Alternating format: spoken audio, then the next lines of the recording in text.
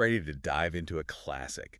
We're tackling Virgil's Aeneid today. A story that's echoed through Western literature for centuries. And you know what? You've given us quite the challenge with these excerpts from the Roman Roads Media edition.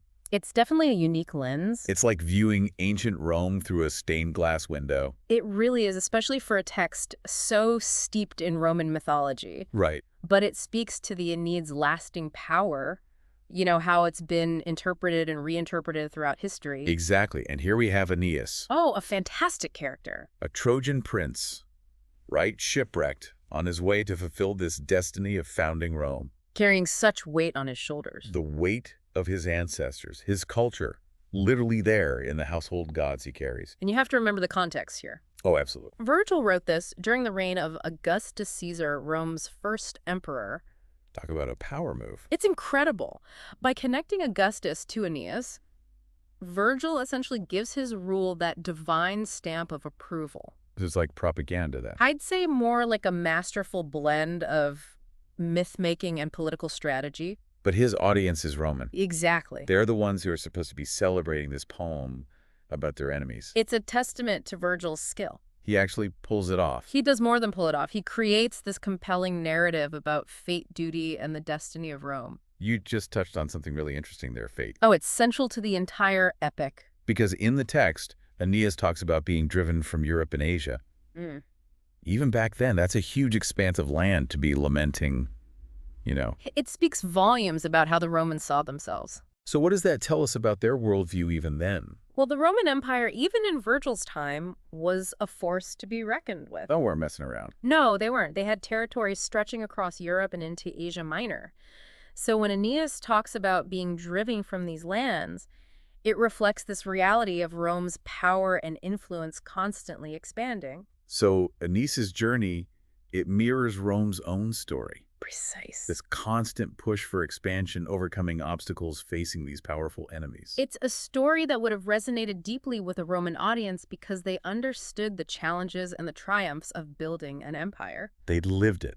They had. Okay, but let's talk about some of those vivid scenes. Oh, Virgil was a master at creating these evocative images. I mean, the snake at Anchises' tomb, the fiery arrow at the games. What did those images make you feel? They practically leap off the page.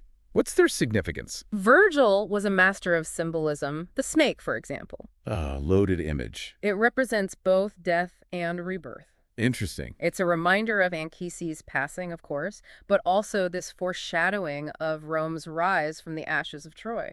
So even in loss, there's this glimmer of hope, a new beginning. Exactly. What about the fiery arrow at the games? That speaks to the Roman fascination with omens, signs from the gods that could foretell the future. Almost like the gods are sending a message like, this is the guy Aeneas, he's the chosen one. And that divine favor wasn't just for Aeneas. It was meant to legitimize the lineage of Roman rulers all the way to Augustus. All carefully woven into the narrative. These seemingly small details all contribute to the grand narrative Virgil is constructing. It's brilliant, really. It is masterful. Back again, delving deeper into Virgil's Aeneid. Where the stakes just keep getting higher. We left Aeneas, facing destiny, carrying the weight of his people on his shoulders. And about to run headfirst into a different kind of danger. Yeah, love. And not just any love, but a love that could completely derail his destiny. B.O. Queen Dido. The Queen of Carthage. A woman who embodies strength, resilience, passion. You can feel it when they meet. The heat practically radiates off the page. She's built this incredible city. From the ground up. She's a powerhouse. And then Aeneas walks in. Does this love story elevate the Aeneid, or is it a distraction? It's fundamental to the story.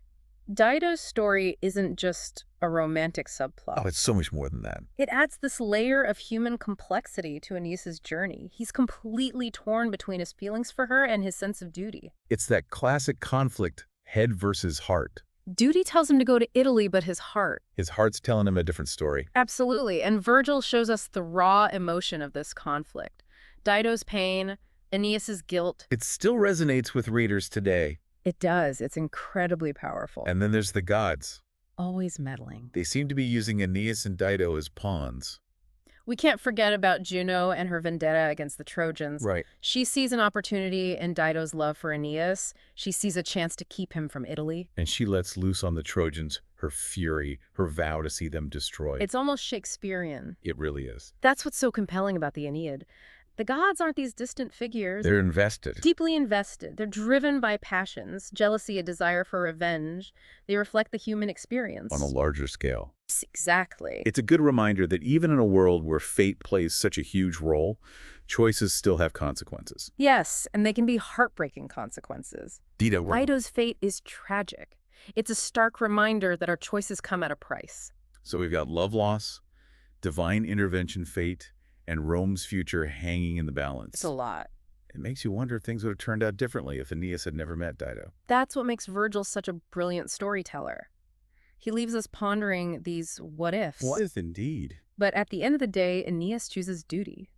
He sets sail for Italy, leaving Dido and a city destined for destruction in his wake. What a powerful image to end on. What does this tragic love affair, this divine intervention mean for Aeneas as he gets closer and closer to his destiny? Back again, and I'm ready for some epic battles. Virgil doesn't disappoint. We left Aeneas picking up the pieces after Carthage, after the emotional weight of Dido, He has to find that strength again. to face whatever destiny throws at him. He has to become the leader Rome needs. So we're talking serious battles now, Oh, absolutely. the kind that would have those ancient Romans on the edge of their seats. Imagine clashing armies. The sound of bronze on bronze shields interlocked the dust, the struggle.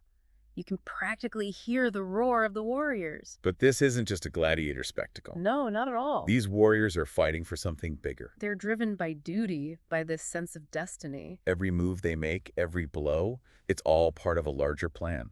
It's about fulfilling Rome's fate. And I imagine that kind of destiny comes at a price. There's always a cost. I'm thinking about Camilla, that fierce warrior queen. Camilla's a fascinating character, isn't she? She's independent, a force to be reckoned with, and she fights against Aeneas. She does. She really does. She embodies this incredible warrior spirit. She defies expectations, and yet her death at the hands of the Trojans. Yeah.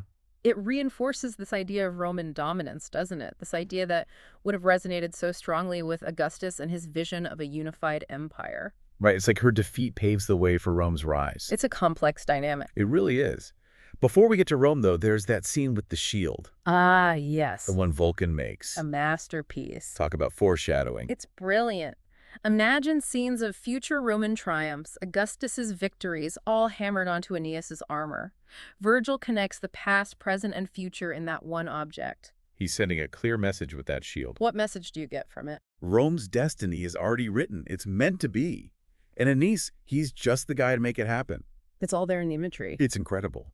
And, we've been looking at all of this loss, these battles through the lens of this Roman Roads Media edition. It adds another dimension, doesn't it? It makes you think, can a story so rooted in pagan mythology really work with a Christian perspective? That's the power of a work like the Aeneid. It sparks these questions, these discussions that go beyond any single belief system. We've covered so much ground in this deep dive. We really have. From shipwrecks to love affairs, from epic battles to the very founding of Rome. Virgil takes us on a journey. He makes us confront these timeless themes, these things that connect us across time. Love, loss, duty, fate.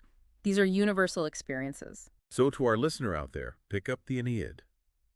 Let Virgil take you on this incredible journey. See what resonates with you. Until next time.